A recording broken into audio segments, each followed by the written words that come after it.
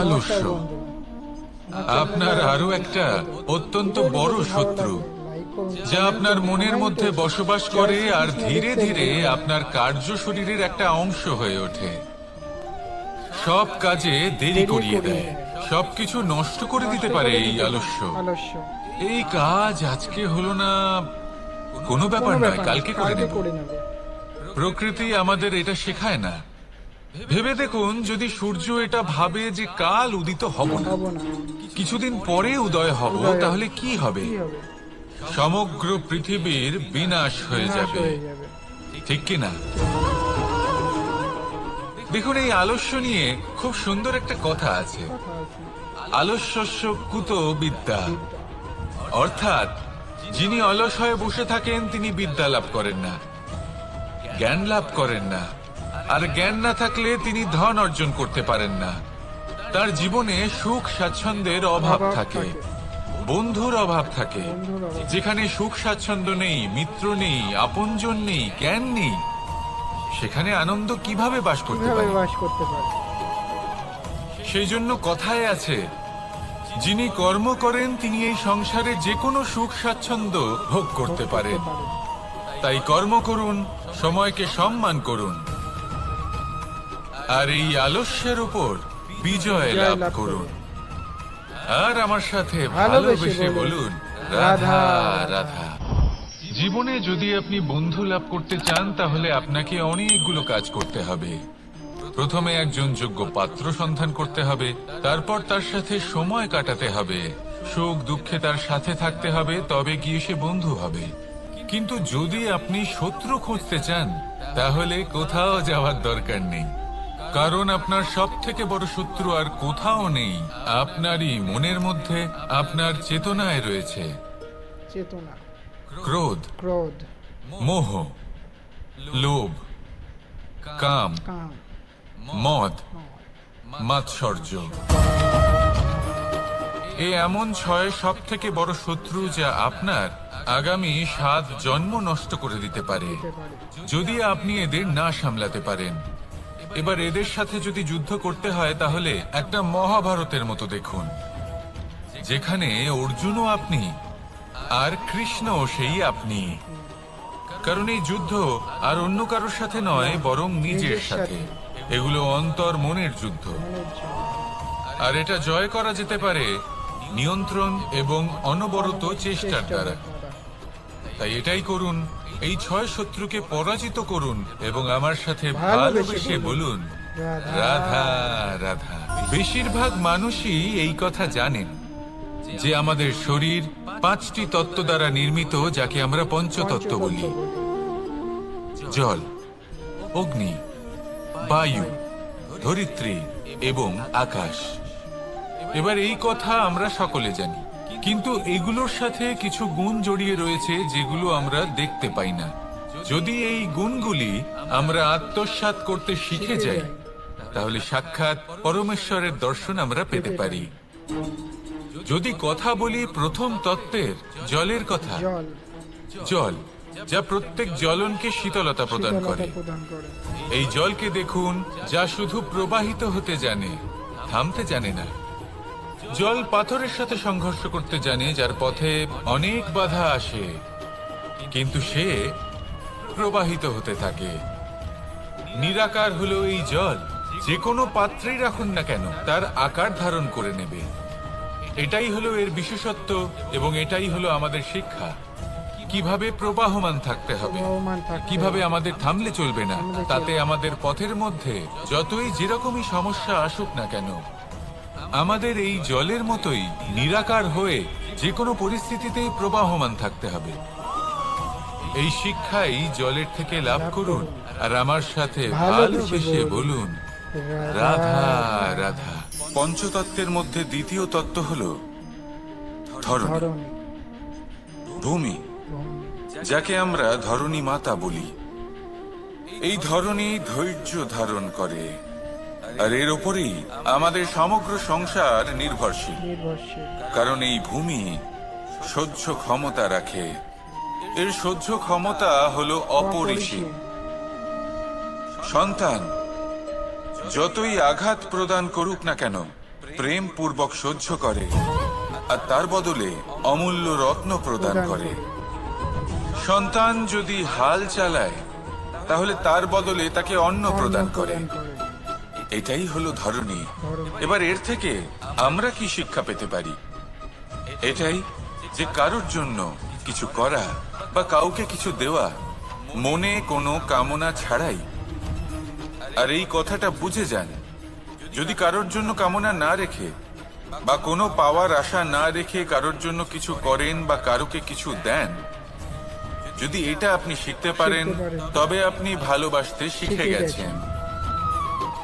আর সেই জন্যই এই ধরিত্রীকে মাতা বলা হয়। কারণ মাতা শুধু উনি নন যিনি গর্ভে সন্তানকে ধারণ করেন, মাতা তো উনিও যিনি জীবন বাঁচতে শেখান, যিনি জীবন বাঁচার উদাহরণ প্রদান করেন।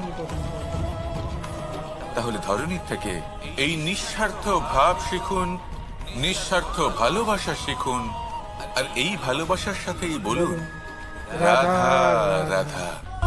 বায়ু পঞ্চতত্ত্বের মধ্যে তৃতীয় তত্ত্ব। কেউ একে সমীর বলে, আবার কেউ একে পবন বলে। প্রথম কথা হলো এটাই যে এই বায়ু আমাদের জীবন দান করে প্রতিদিন, প্রত্যেক মুহূর্তে। এই বায়ুর কারণেই আমরা নিঃশ্বাস নিতে পারি, জীবিত থাকতে পারি। এই বায়ুই হলো সেই যা সকল মেঘেদের একত্রিত করে একটি স্থানে আর বর্ষা ঘটায়। আর এই বর্ষার কারণেই এই ধরিত্রীতে অন্ন উৎপন্ন হয়। এই বায়ুকে দেখুন, কখনো এতটা সৌম্য যে আপনার কোনোই তফাৎ বোধ হয় না, আর কখনো কখনো এমন রূপ ধারণ করে ফেলে যে অনেক বড় বড় পর্বতের আকার পর্যন্ত বদলে ফেলে। এটাই হলো বায়ুর বিশেষত্ব। বায়ু শেখায় যে সময়ের সাথে সাথে বইতে থাকো, সকলকে জীবন দান করো, সকলকে সাহায্য করো, কিন্তু যখন বিপদ সামনে আসবে তখন দৃঢ় হয়ে সম্মুখীন হও। বাধা অনুযায়ী নিজেকে গড়ে নিতে হবে। আর কখন কতটা কঠোর হতে হবে আর কখন কতটা সৌম্য হতে হবে, এটা বায়ুকে দেখে শিখুন আর আমার সাথে ভালোবেসে বলুন রাধা রাধা। অগ্নি চতুর্থ তত্ত্ব, সব থেকে বেশি গুরুত্বপূর্ণ কিন্তু তার থেকেও বেশি ভয়াবহ। কখনো অগ্নিকে নিয়ন্ত্রিত রূপে উনুনে জ্বলতে দেখেছেন? এই অগ্নি আমাদের খাবার বানাতে সাহায্য করে, যা আমাদের শক্তি প্রদান করে। কিন্তু এই অগ্নি যখন বিচলিত হয়, অনিয়ন্ত্রিত হয়ে কোনো বনের আগুন হয়ে ওঠে, তখন মহা বিনাশ ঘটে যায়। আপনারই অন্তরের ঊর্জা হলো এই অগ্নি। এটা আপনার শক্তিও, আপনার ক্রোধ। একে ব্যবহার কিভাবে করবেন তা আপনারই হাতে। যদি কোনো ব্যক্তি নিজের অন্তরের এই ঊর্জাকে ব্যবহার করেন শক্তির রূপে, তাহলে সে বিকাশ ঘটাতে পারে, নির্মাণ ঘটাতে পারে।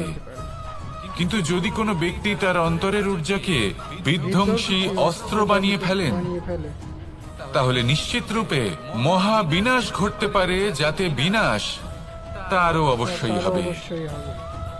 অনেক বছর পূর্বে এমনই এক আগুনের দ্বারা এই সুন্দর পৃথিবীর নির্মাণ হয়েছিল।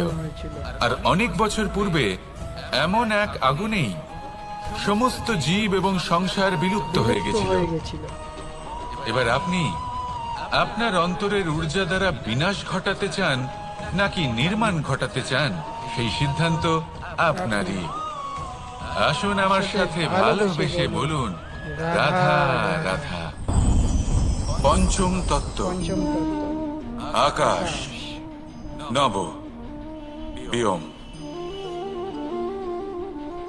আসলে কোনো ভ্রম নাকি সত্য? ভ্রম তো হতে পারে না, কারণ ভ্রমের মধ্যে কেউ বাঁচতেই পারে না। আর যদি সত্য হয় তাহলে এতটাই বিশাল যে আমাদের চোখের থেকে, আমাদের ইন্দ্রিয়ের থেকে, আমাদের মস্তিষ্কের থেকে, আমাদের চিন্তা ভাবনার থেকেও অনেক ঊর্ধ্বে, যাকে আমরা বুঝতেই পারি না। এটা যতটাই বিশাল আকার, ঠিক ততটাই সরল। এই আকাশ যতই অন্ধকারাচ্ছন্ন, ততটাই আলোর প্রকাশ প্রদান করে থাকে। দেখতে গেলে এ হলো জীবনের সঞ্চালক, কিন্তু যদি ক্রুদ্ধ হয়ে যায় তাহলে প্রাণ কেড়ে নিতেও দ্বিধাবোধ করে না। এই আকাশ শুধুমাত্র পৃথিবী লোক নয়, বরং এই সমগ্র ব্রহ্মাণ্ডকে, এই সমগ্র সৃষ্টিকে, এর প্রত্যেকটা তারাকে, প্রত্যেকটা গ্রহকে একটা বিশেষ স্থান প্রদান করে। এর নিজের কোনোই অস্তিত্ব নেই, কিন্তু সকলকে অস্তিত্ব প্রদান করে। এটাই হলো এই আকাশের মাহাত্ম্য। এই আকাশে হলো মাহাত্ম্যের প্রতিরূপ, যা আমাদের ভাবনা দ্বারা উৎপন্ন হয়। আপনিও আকাশের মতো এই বোধকে আপন করে নিন।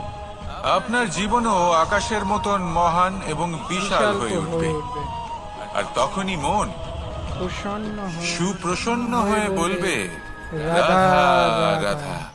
কাম তৃতীয় পুরুষার্থ। এবার অধিকাংশ মানুষই কাম বলতে বিলাসিতা, বাসনা, লালসা মনে করে ফেলে। আসলে এমন কিছুই নয়। কামের বাস্তবিক অর্থ কি? কামের বাস্তবিক অর্থ হলো কামনা। প্রতিটা ব্যক্তি, প্রতিটা মানুষ, প্রতিটা জীব এই সংসারে কোনো না কোনো বিশেষ কারণে আসে। সেই কারণকে পূর্ণ করার জন্য কর্ম করাকে কাম বলে। এখন সেটা সবার জন্য ভিন্ন হতে পারে। কারোর কাছে সেটা জ্ঞান অর্জন করা হতে পারে, আবার কারোর কাছে নির্মাণ করা হতে পারে। কারোর জন্য পরিবারকে সঞ্চালন করা হতে পারে, আবার কারোর জন্য এই সংসার থেকে পাপ দূর করা হতে পারে। কিন্তু সবথেকে গুরুত্বপূর্ণ হলো যে মানুষ যেন নিজের কর্ম ঠিক করে করে, সম্পূর্ণ যত্ন নিয়ে করে। তৃতীয় পুরুষার্থ মানে এই কাম। এটার অনুচিত অর্থ নিজেকে বোঝানো মানেই সমগ্র জীবনকে অর্থহীন করে দেওয়া। তাই প্রেম দ্বারা আপনার এই সংসারে আসার কারণটাকে অনুসন্ধান করুন, আর এই প্রেমের সাথেই বলুন, রাধা রাধা।